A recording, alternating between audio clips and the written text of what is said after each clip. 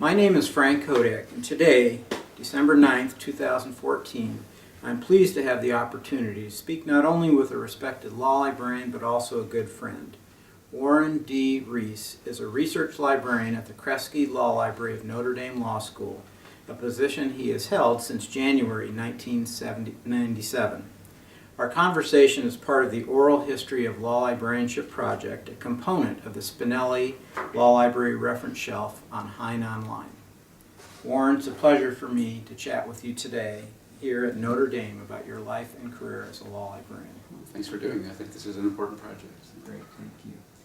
Let's begin by learning a little about you personally. Can you tell us about your early life, where you were raised, your family background, and what your childhood was like? Okay, yes, I was born in Illinois, central Illinois, between Springfield and St. Louis area. Mm-hmm. My father was actually a farmer at that time, in the mid-late 50s. And so he retired from farming around 1960, so I was still fairly young. He became involved somewhat politically, was elected president of the Illinois Farmers Union, which is kind of a farmers organization affiliated with the Democratic Party. And so politics was kind of a part of my early life. I was well aware of John Kennedy even at a very young age, because my father actually met him in lobbying efforts in D.C. in the late 50s when Kennedy was still senator. And so through the early 60s until 64, my father was involved with that. We lived in Springfield, Illinois at that time. Mm-hmm. Then after his term in office with that, he basically went to work for the state of Illinois. We moved back to a small town, Palmyra, Illinois, in the area where my father had farmed originally. Mm-hmm. And we lived there until 1967, when I was about 10 years old. Another very important aspect of our life besides politics was religion, and my father became friends with a pastor of a church in La Crosse, Wisconsin, who had come down to conduct a series of meetings in the church that we were attending. And he convinced my father to move to Wisconsin to be a part of this congregation up there.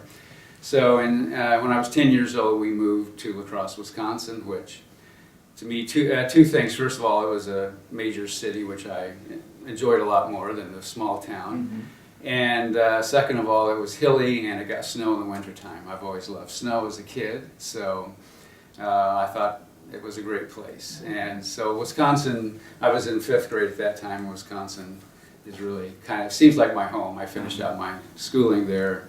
I graduated from high school, across Central High School, and on from there. But so that's kind of the general view of my childhood. I mean, it was a good childhood. Not a lot of money available, but happy and good family. Sounds like lots of interesting things in yes. in different places. Right. Do you have siblings? I have one brother who's 10 years older than I am. So I basically kind of feel like an only child, because he basically left home when he graduated from high school.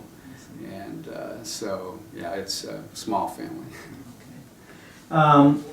Let's, again, continuing along the line of the sort of the personal, tell us a little bit about what you do in your spare time. What are some of your interests, your passions, your pursuits outside of law librarianship? Okay. Well, there's a number of them. I've always, for a long time, I've had interest just in science in general, astronomy as a child with a telescope and all those good things. So I've always kind of retained that interest. Also, just reading in general, a wide variety of things. I've always done a lot of reading. Tried to read widely. History, philosophy, science, and so forth. More recently, although still going back quite a while, I took up running while I was in law school. My wife took up running initially through contact with Gordon Pitts at Southern Illinois University. And so I kind of got into it that way, and then once I finished law school and started running quite a bit more. So that's been kind of a regular sort of hobby, I guess. Two more recent hobbies. I like variety. And, Nothing wrong with that. Spice of life. right. Let's see, about 14 years ago, I'd always had a desire to learn how to fly, and so I became a private pilot. Oh, fantastic. So started 2001 taking lessons, got my license in 2003. And so there's that aspect. And then probably the latest hobby to pick up on is wine. For about the last 10 years. I initially just wanted to be able to walk into a wine store and have some idea what it was I was actually looking at and purchasing. And once I started reading more about it, it actually was very interesting, and so it just kind of snowballed from there.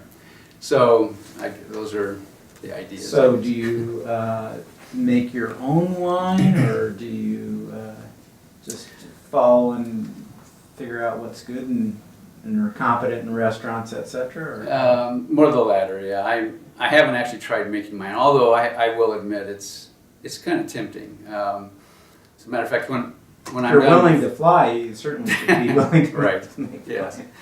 It would be interesting. There's a somewhat pretty decent wine industry just up here in Michigan, actually. So there are sources to get the products, of course, to make the wine if you want. I just haven't made that step so far. So for me, it's at this point, it's pretty much just from the consumer standpoint. But I've also become really interested in wine production and have tried to expand out. It's been a long time since I've had chemistry and all of those things, which are it's amazing how much science there is in making it. Of course, there's a lot of art as well. Right. But I've been trying to read up on that as much as possible. So I think that actually making it would be an interesting step to begin to learn more practically about what the winemakers do and so forth. And sometime when I'm finished with this profession in retirement, I think that working some capacity at a winery would be very interesting. Well, and being that it's relatively close to here, that would work out well. How often do you still fly, and how often do you do that? Haven't really been actively flying for the last several years. That's something that I think, well, maybe in retirement again, might be able to pick that up. Your license never actually expires, but you just have to fly so many hours, which I haven't done now for the last several years, so I'd have to go out with an instructor and go through all the maneuvers and have them sign off for that I'm competent once again to actually land the plane and maneuver and so forth. Those of us on the ground appreciate that. Right. But yeah, it's a fascinating hobby. I think the flying itself, of course, is fascinating. But there's so much more involved with it that makes it really intellectually interesting and challenging, of course, which is the flight planning, the weather, plotting the winds, how strong they are, what altitude you're going to be flying at, and which direction you want to fly in, how much will the winds throw you off, so you have to compensate, you have to determine how much to compensate for the winds, of course, and then clouds. So it's not like jumping in your car and driving. No. Yeah, that's the one thing. I suppose the one disappointment with it is that you think, oh yes, you can just get up there and just enjoy the view and just take it easy. But as you're flying from point A to point B, there are a lot of things you have to continuously keep in mind, navigation and communication and everything. So time flies because you're just so actively involved with everything. And of course, you're always, one thing that they train you a lot on is what happens if that engine quits, what are your options. So you're always always keeping in mind, okay, if I have problems, where do I land, kinds of, So there's a wide variety of things you have to keep actively involved with. Which that is fascinating, and you're right. It's not the kind of thing that you would a layperson would immediately think of having to. It's a great hobby. Consideration. Great, good for you. Well, it certainly sounds like you have plenty to do in your personal life, which is fabulous. But let's now move in more directly into your professional life. And first, let me ask you to briefly describe your educational and professional training and or perhaps your early career aspirations. Okay.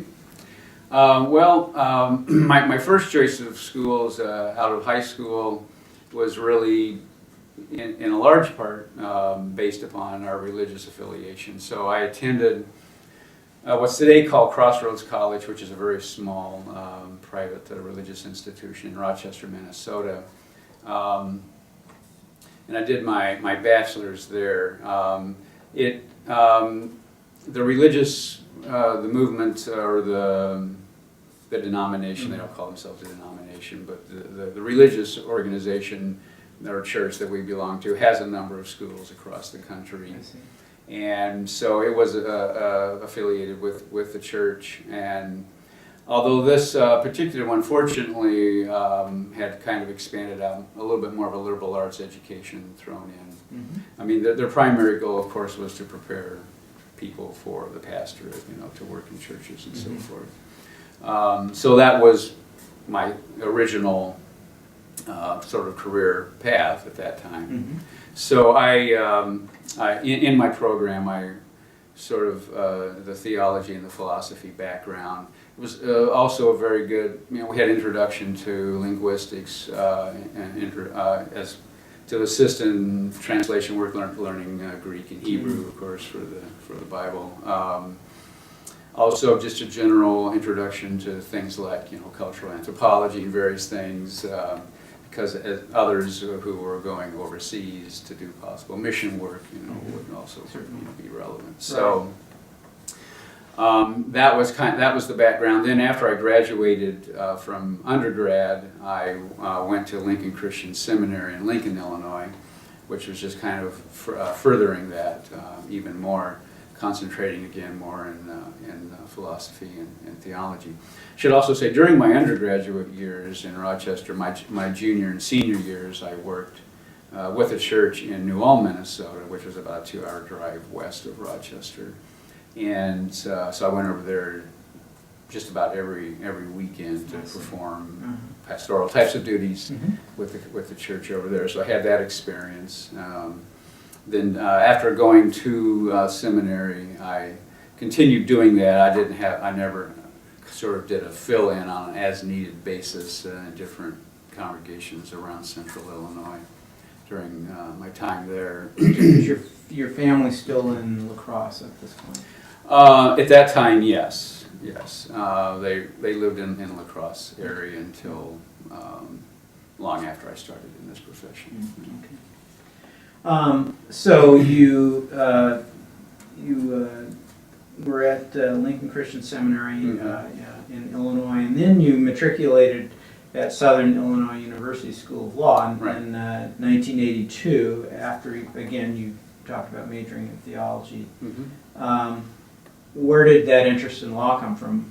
When did the switch occur? Yes. Okay. And maybe it's not correct to call it a switch. You tell me. Well, yeah, it was. I mean, it was a very definite departure from my original plans. On the other hand, certain parts of what I'd studied up to that point led into the decision. But there were multiple aspects of it. I mean, first of all, I think during my time in seminary,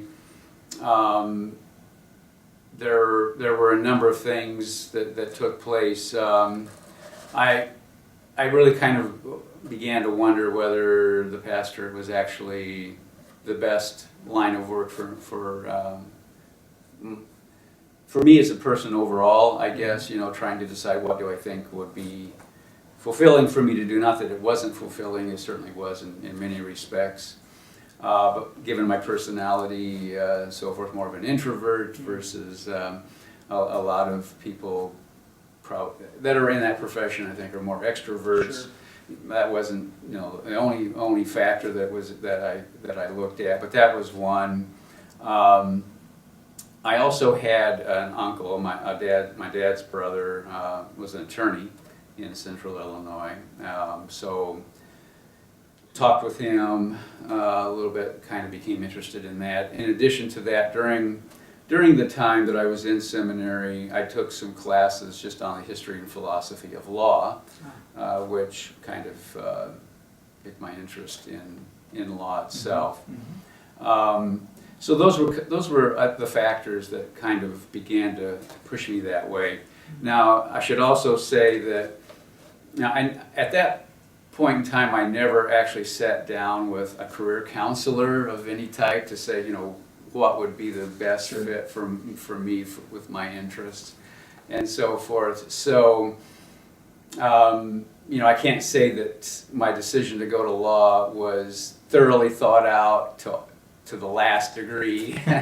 And I certainly have never regretted. I knew that law school would be challenging, although I admit I didn't know a whole lot about law school before beginning. Sometimes I think that's better. It may be, yes. I had read a fair amount. I had become very interested in social justice issues as well during my time in seminary.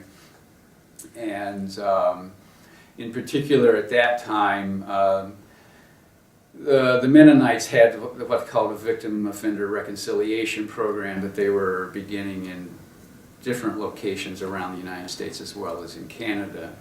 And I thought that was a very interesting concept as well, and the whole idea of mediation. So there were a number of factors that kind of led me to that. So ultimately I decided to take the LSAT, see how well I did, and then look at law school. Well, it certainly doesn't hurt to, as a young person, to dip your toe into a lot of waters to see what really works for you, so there's nothing wrong with that. So, of course, I was the director at Southern Illinois University, the law library director there for many years, and then continued on as associate dean. So I had there at SIU for a long time. We overlapped for one semester at SIU.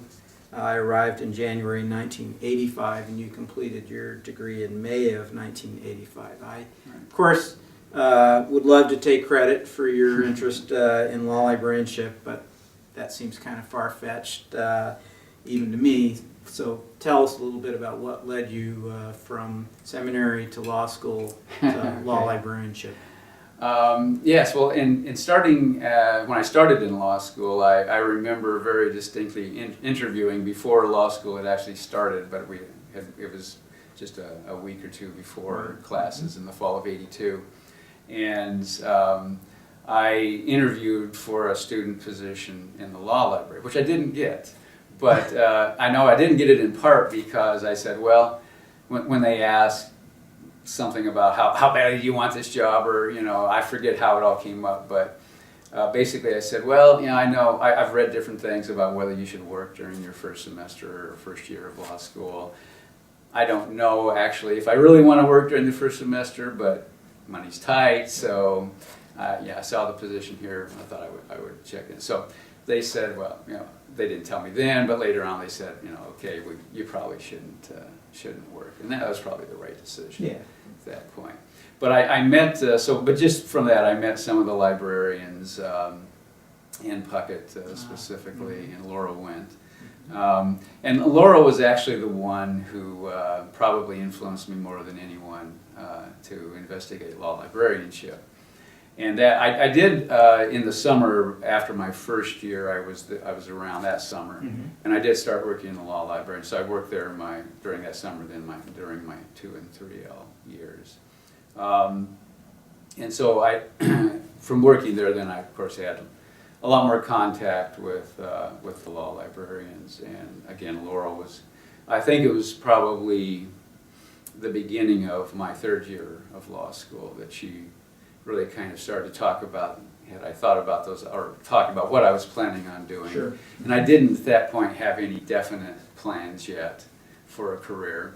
And so based on what I had seen, what I'd done myself, and then what I had seen from the librarians there at SIU, I thought, well, this does sound like it might be an interesting thing. And computers, of course, were just kind of, personal computers were just becoming a big thing, and saw a lot of potential with that, and I enjoyed working with those, and thought, well, you know, database searching, computers, kind of never anticipated where we would be today, obviously, No, but I saw no, that there was no. definitely. I'm trying to remember when I arrived in January of '85, which would have been in the middle of your third year. Mhm.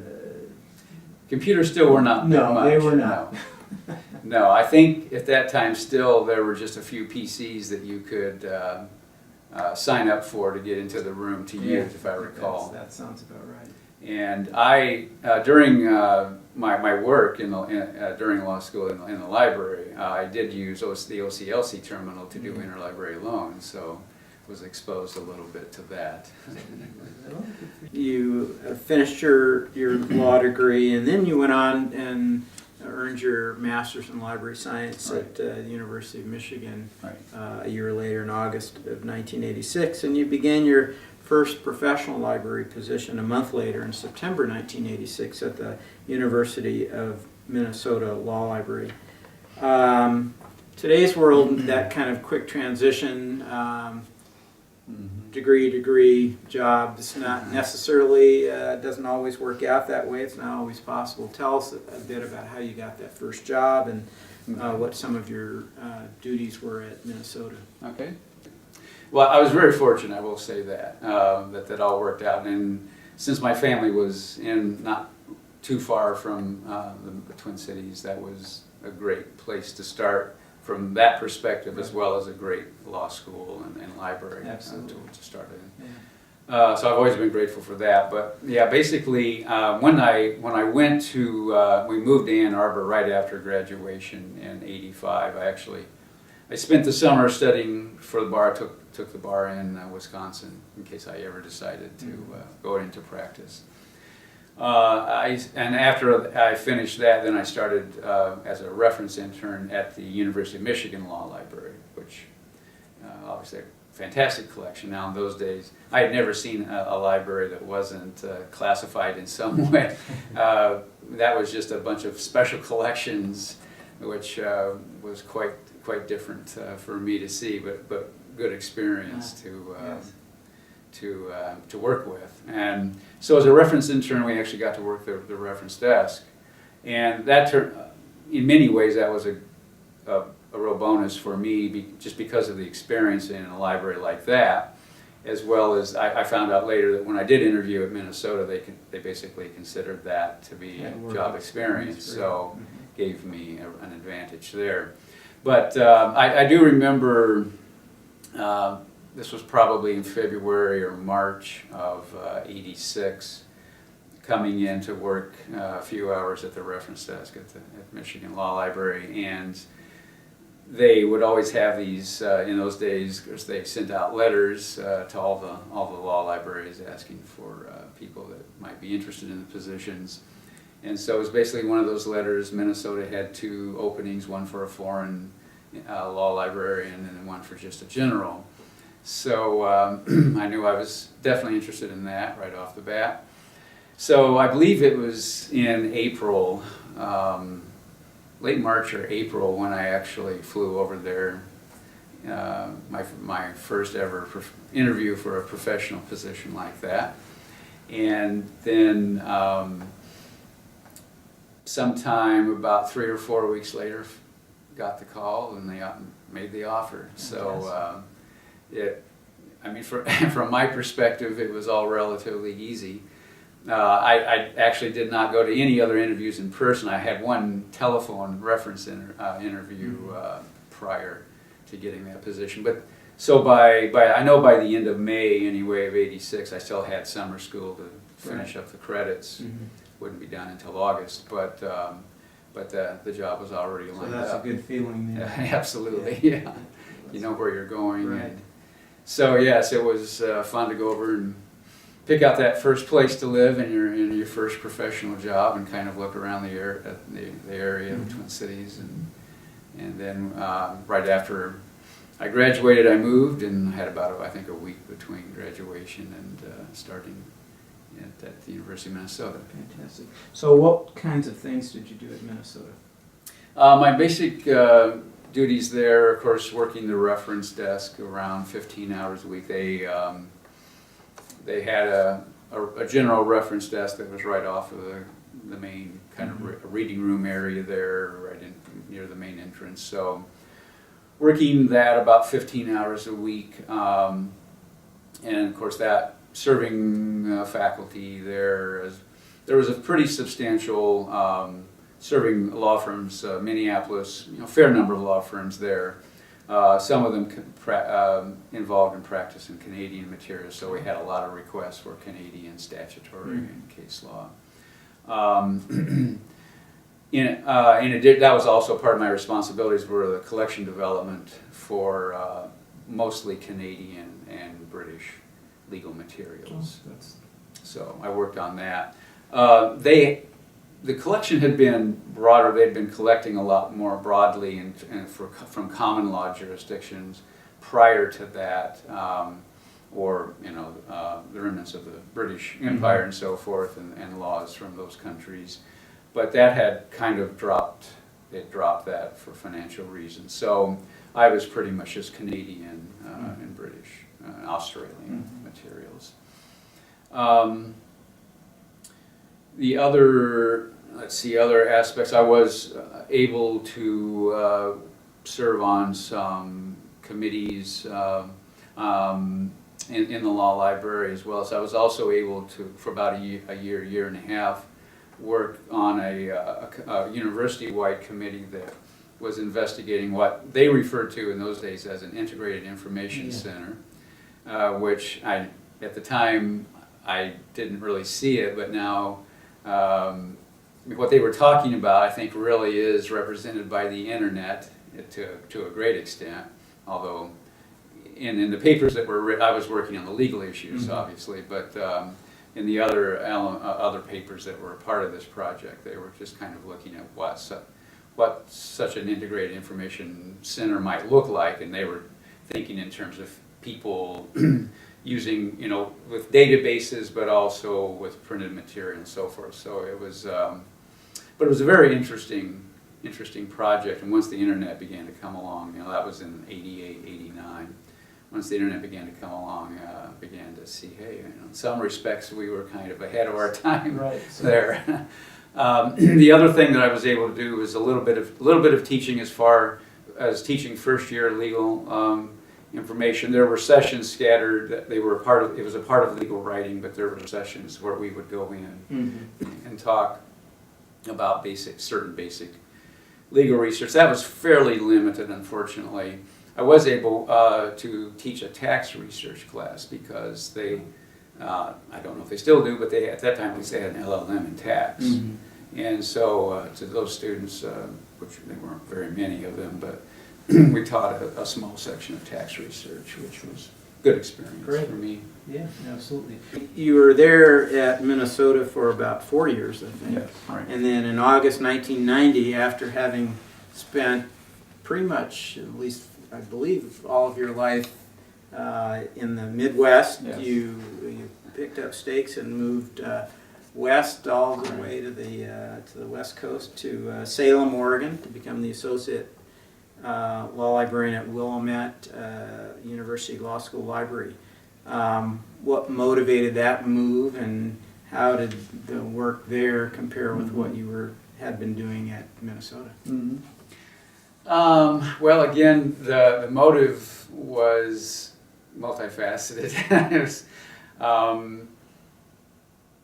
in many respects, I hated to leave Minnesota because I knew it was obviously, at that time, it was one of the top 10 law schools in the country, and quite an excellent collection, and loved the Twin Cities. So there wasn't any really strong motivation or strong reason to leave there at the time. Minnesota. Right. I guess just the idea of I guess I never thought that I would spend all of my professional career at Minnesota, and I thought, well, be interesting to look at some alternatives, see what options are out there, possibly administrative element to see whether that's something that I would be interested in pursuing or not. Willamette obviously being a very small, small campus overall, is pretty much a liberal arts campus, undergrad oriented, with a law school and one other, I think, graduate program, but otherwise it was all pretty much undergraduate. So it was very different. I will I'll confess, in part the move was motivated by the area. I remember when they brought me out there to interview for it, I believe it was in like April or early May. Everything is still brown and still cold in Minnesota. Flew into Portland, Oregon. It's beautiful green. It was. I now realize that they timed the weather perfectly because it was sunny. Most of the time at that time of the year it's rainy and drizzly, but it was sunny and clear. You could see the Cascade Mountains, which with all the snow, were really stood out. In the Willamette Valley itself, it was green and gorgeous. So I fell in love with the area right away. So when they made the offer, I thought, well, I realized it was a bit of a gamble because of very, very different law school, very different library. I mean, they were at that time preparing to add on to the building. They were going in the planning stages of building. They were dedicating a lot more money to the law school and to the library, and so I thought, well, that sounds like a good opportunity, a good time to go. About that time was when there was kind of an economic recession. So I know the public institutions like the University of Minnesota went into some leaner times right as I was leaving. So it was kind of a good time to get into private institutions who were deciding to spend a little bit more money. But the change was quite dramatic, since basically much smaller staff. And my duties there, although there were some administrative functions, really didn't turn out to be that much administrative at all. I was doing just about all the reference, because they didn't really have a reference librarian. I mean, the director would do reference as he could, and other people, the gentleman that worked the circulation desk, to the extent that he understood and knew, would. So I ended up doing a lot of reference, trying to expand the services to the law school by the library. Wasn't really involved in teaching at all, which I definitely missed. Actually, as I was getting ready to leave, I had proposed doing an advanced legal research course, and that had been approved, and I was actually getting ready to do it right when I left, so I never actually taught that course there. But overall, I guess it was kind of a mixed situation. I was happy with some things, not happy with others. I mean, in part, I really wanted more, because part of my reason for making the move was administrative, to be exposed to administration to some extent. Not really getting much of that. I thought, well, this didn't really accomplish everything I was hoping for, so began to look around, and Gonzaga at that time was kind of in the same spot that Willamette was when I went there. They were starting to look at buildings, starting to look at spending more money, hiring an associate director to handle some of the administrative and other types of duties. So you went to Gonzaga in January of 1993. Right. And again, that you were associate director and assistant professor there. So did you finally get the real administrative duties at this point? I did. I got much more exposure to that. And every place has a different culture, as you know, of course, and those are hard to judge. I would say that the match between the culture of Gonzaga and myself was not a good one. And there were also some issues, even though they were spending more money. I was basically put in, a big part of my responsibility was the computer network. I wasn't doing the hardware end of it. There were others who were doing that, but I was managing that department. And so there were problems there, and it kind of became clear to me pretty quickly that they were not yet willing to spend the money to really make the network what it had to be and to replace the computers. as often as they needed to in order to keep things running the way they wanted them to run. And that became very, very frustrating to me. And as I began, I realized it was a year and a half. It was a very, very short time that I was there, and I may have grown too impatient too quickly. But as I looked at my experience there and what I enjoyed doing and so forth, I really saw sort of two tracks. I mean, first of all, the paperwork, the more mundane aspects of administration, I just honestly can say I did not enjoy very much, and the time that I had to spend with that was... No need to apologize for that. So then I really saw myself with two options. I knew that, of course, networks and computers and that whole aspect was definitely up and coming, would be a major player. So there was that particular track, or there was the track of staying more in the legal reference research part. And so I really felt like at that time it was, since I didn't really want to pursue administration any further, I at that point then decided, okay, I really need to decide what it is I want, which of these other two tracks I want to follow, sure, and just make the move. I knew that we couldn't keep moving around either. My son was born while we were still in Salem, so he was like 3 and 4 when we were in Spokane, Washington. So basically I pretty much decided that what I had started doing originally, the reference, the research, and the teaching was what really gave me the most satisfaction and what I really enjoyed spending my time doing. So that's what I really began to look for, and Valparaiso came along. I knew a few of the people at Valparaiso, Sally Holterhoff, I had worked with through AALL. And so went for an interview there, and I actually fell in love with the place. The people in the library, the culture itself, as best as I could determine on a 2-day interview. Really, it was a very good match, and that is in fact how it turned out for me.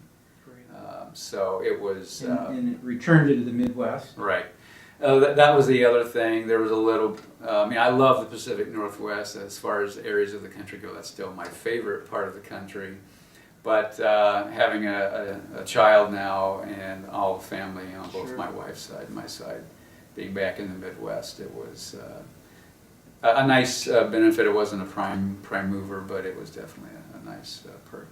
So when you were at Valparaiso, did you have, in addition to the focusing on the legal reference and research, did you also have teaching responsibilities there as well? Yes, and at that time, the first year, there was a separate first year legal research class, but it only met for part of the semester. It was folded into legal writing, so the students only received a grade that was a combination of legal research and legal writing.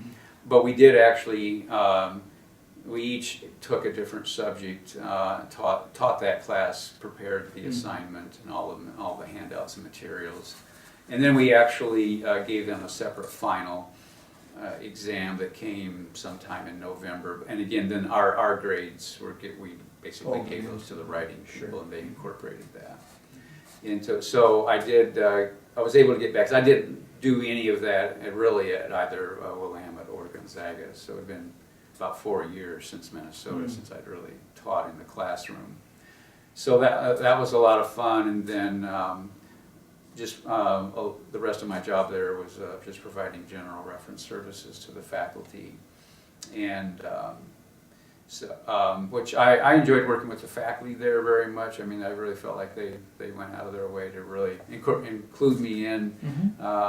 It was a really, really nice fit. It was a great place to work, and I really was not looking to leave there had it not been for one particular place that was only about an hour away.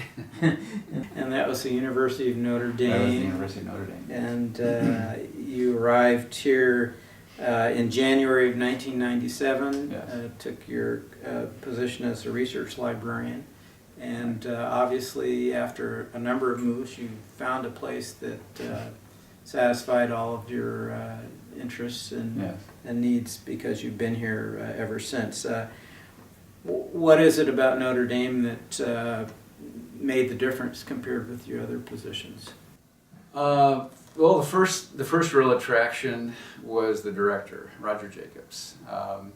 It's kind of interesting because I've been sort of following him around all of my professional, well, even before, because he had left Southern Illinois just before I started law school. Right. Yeah. And I actually met him for the first time in that fall of '82, right after I started. Because a week or two after classes started, they had the dedication ceremony for the new law building. And he was back for that. And so I was actually able to meet him, and of course I'd heard the name Roger Jacobs from the other librarians there at SIU. So I knew about the guy. He came to Notre Dame right around '84, '85, I believe. When I started library school in '85, I took Margaret Leary, who was the director at Michigan at that time, taught a law library administration class, which I took. She had Roger Jacobs up to speak to one of the sessions, so I met him for the second time. I guess that was either '85 or '86. I'm not sure, but so then once I became involved in AALL, met him a few times. A good friend of mine, Patty Ogden, who we overlapped at Minnesota for 2 years, and then at the same time I left there, she came here. So I of course maintained contact with her from 1990 forward. So I knew of Roger's reputation and of his work and so forth, and so the idea of working in a law library where he was the director was very, very attractive. The other aspects that were important involved the teaching, legal research being its own standalone class, so we'd be able to teach a section of that. I didn't know this at the time, but ultimately teaching an advanced legal research class became an element of that. Just general research and reference, of course, for the faculty. So it had all of the elements of the position that operates with some additional in the teaching area. So it was, and the fact that Patty Ogden was working here, and a friend of mine as well. Sure. So that all came together. And it wasn't a huge move. It wasn't moving across the country. Yeah, it was much easier to make. My wife was actually working at the law school in the Career Center at Valparaiso at that time, so she was able to continue her job there for 2 more years before she was hired on at the Career Center at the university here at Notre Dame in '99. Very good. Let's broaden out a little bit. We've kind of taken you through your career. Very interesting career path, and then despite the fact of you admitting that early on you hadn't fully planned things out, it seems to me that you made some good choices along the way, and you kind of tested the waters in an appropriate fashion. But you've been an academic law librarian now for close to 30 years, and much of that time has been spent providing reference services and teaching legal research, especially online resources. Just take a little step back, if you could, and describe how, from your perspective, the profession and the world of legal information has changed over the course of that career. I mean, when I think about that, in some respects, it feels like, well, things really haven't changed all that much because the change is gradual enough. But when I think back to what my job was like at Minnesota in 1986 when I started there, it's incredible the change that has taken place. Because I remember there, with all the computers were all standalone computers that we had available at that time. Network was not quite in place yet, and so we're using the dual floppy drives, loading WordPerfect off of drive A, and putting your floppy that you're saving your work to in drive B. the other database searching was on dedicated terminals for Lexis and Westlaw and for OCLC and those databases. The materials that we consulted and that we used to do our reference, obviously a lot of it in print in those days, and there were just a lot of information that was just very difficult to access and wasn't really available in either print or online yet at that time. You know, one of the big things, for example, I think of is dockets, court dockets. How I remember faculty saying, you know, what are the chances of getting some document that was filed in this case? And I said, well, we can do it, but it takes a lot of time. And most of the time they'd say, well, it's not worth it. Right. You know. Whereas now that a lot of that is basically available with a simple, well, relatively simple search, depending on what you know. But there is so much more information available now, obviously, much easier to access. So when I think now, you know, if somebody were to go back and have to work with the restrictions that we had in 1986, they would find it totally unacceptable today, because it seems like there's hardly anything you can't get your hands on unless it's classified. Right. or something along that line. But so, I mean, obviously the tools that we use has changed dramatically. I think in some respects, obviously libraries are undergoing a great deal of change because of the technology. And I think 10, 20 years down the road, there's going to be from now there's a lot more change, and libraries are going to look very different. You know, I think my type of position will always be around. Because there's always a demand for people to find information that others just don't know how to find or don't want to take the time to find because they don't feel that comfortable with it. People will always need information. You know, there's a lot of information that they used to come to us for that they don't, because now it is easily available to them, and the learning curve isn't that steep. They can, with a little bit of time, learn how to find it for themselves. So the nature of the requests have changed. It's, you know, the kind of requests I think we get now are generally more difficult questions overall, because again they're doing the easier ones. And but that keeps the challenge. They're more challenging. I think that's one.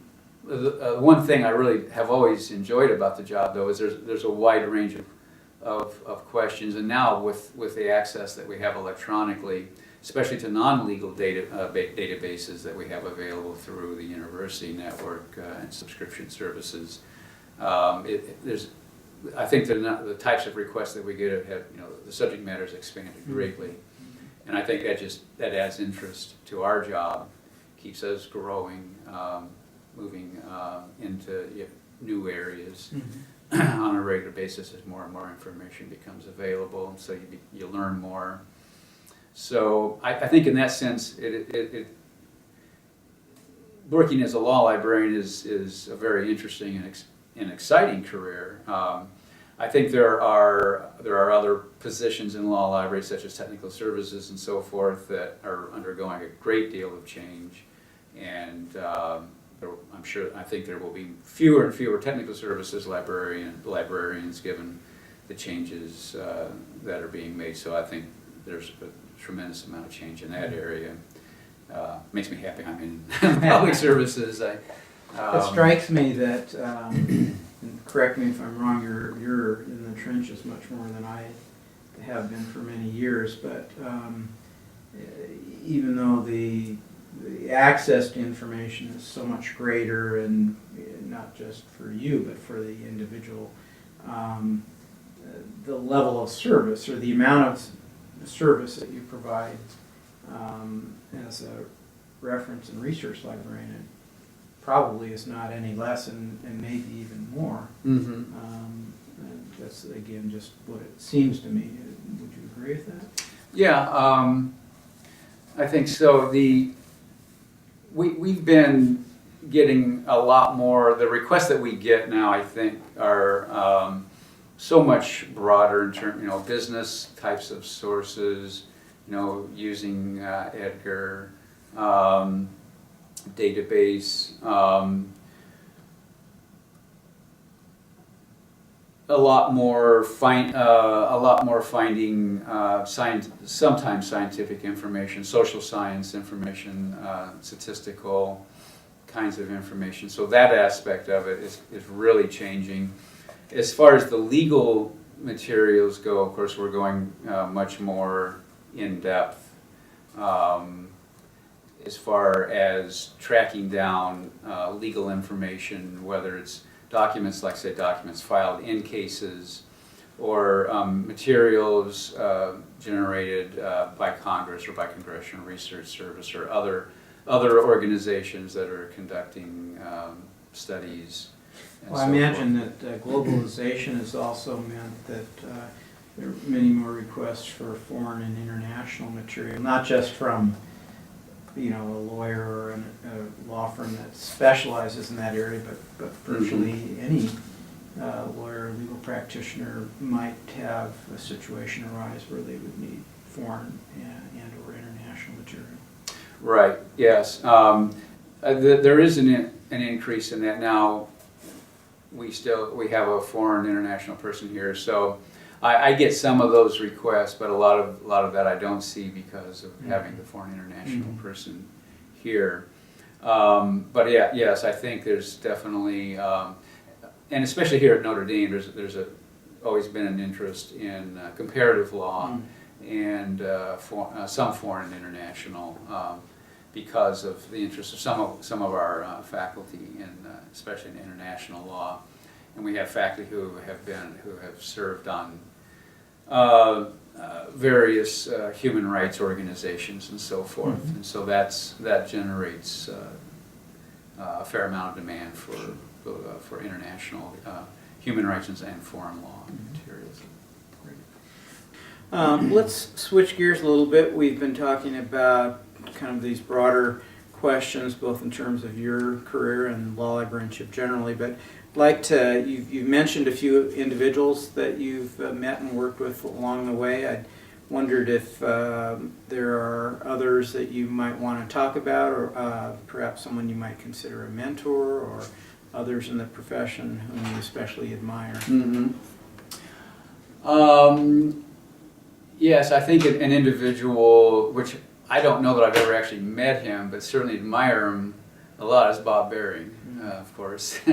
And he was quite active when I started in law libraries, and so don't believe I may have had a chance to meet him briefly, but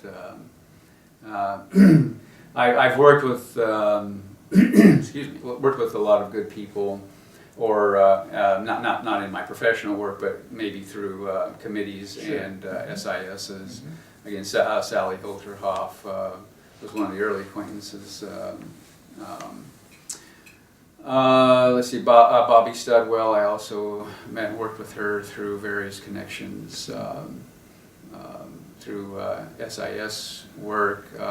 Yourself, I remember when you started, although I don't know if we ever really talked while that one semester when we overlapped. Probably spent the first semester of my head spinning, trying to figure out what was going on. I do recall you were moving around most of the time. I don't recall really sitting down and talking at any point. We may have, I just don't recall. Sure. But certainly I think your career and then our shared interest in running and so forth Absolutely. kind of brought us together at various AA, LL conventions.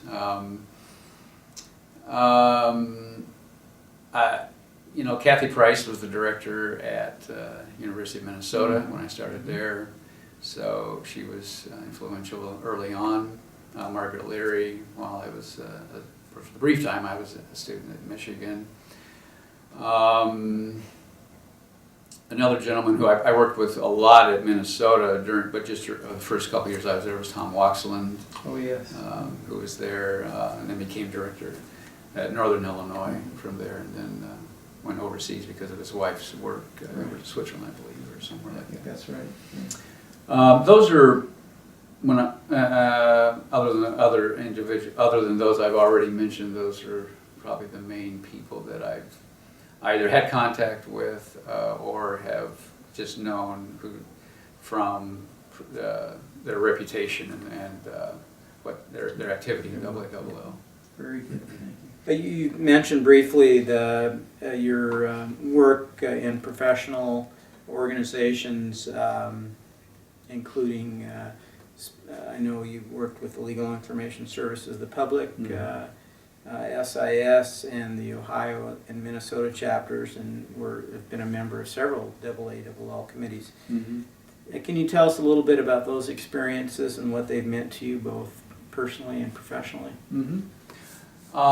My first real experience with with those types of organizations was at Minnesota with the Minnesota Association of Law Libraries, and that was actually a very nice setting because that pretty much is just librarians right within the Twin Cities area. There aren't too many law libraries outside of that in the state, so it was a very small group, but a very active group because we all were close together. So it was easy to get together on a monthly basis, and they put on a number of meetings at different times throughout the year. I was able to be involved with that, so that was really a good social network, a good professional network,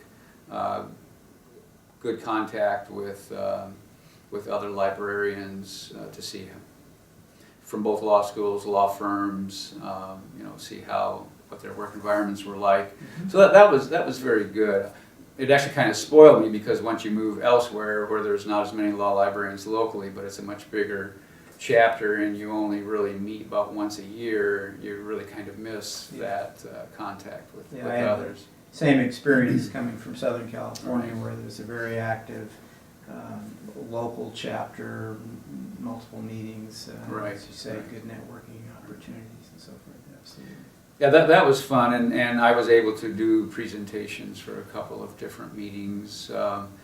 Usually they're involved discussing doing Canadian legal research, since there were some firms that were involved in Canada.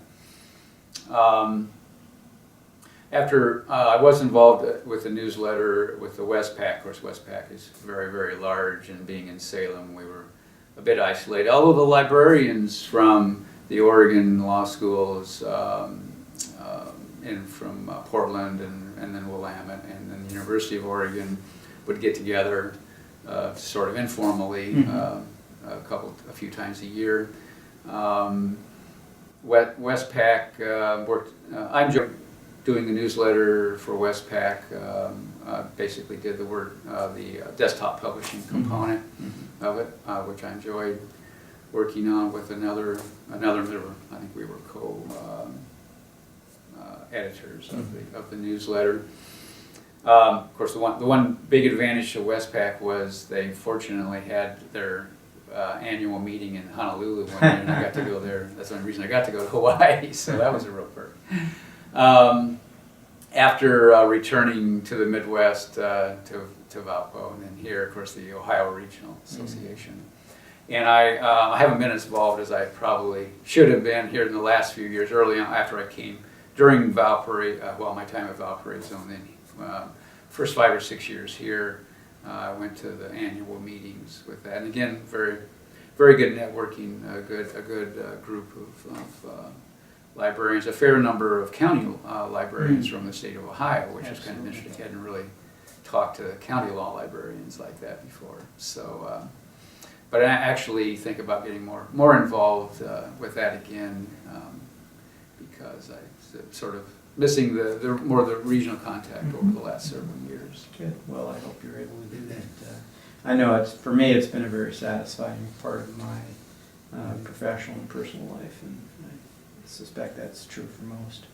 Warren, before we end our conversation today, I want to make sure you have the opportunity to touch on any topics that are important to you, which we might have missed. Is there anything you would like to add before we conclude? I think we've covered just about everything. I I find it hard to believe that I've actually been in this profession almost 30 years. I didn't mean to scare you when I threw out that number. But when I sit back and reflect on it, it has been a very rewarding career. But like any career, there's going to be ups and downs, Sure. and there's challenges, and unless you're just one of these people that you always want to do one thing in your entire life, and you do that your entire life, I'm sure that everybody sometimes feels frustrated with it, with their own situation, and think, oh, I could be doing something else that would be more interesting to me or more fulfilling. But overall, it's been a very good experience. You learn a lot about yourself, of course, as you develop in your career. And I think that somebody told me when I started off that teaching in the classroom would be probably one of my favorite things about this job. I would have been a little bit skeptical about that, but it really has. I think the opportunity here with teaching the first year class, a section of first years every year, every fall, and then I've been teaching an advanced legal research class for about the last 13 years here.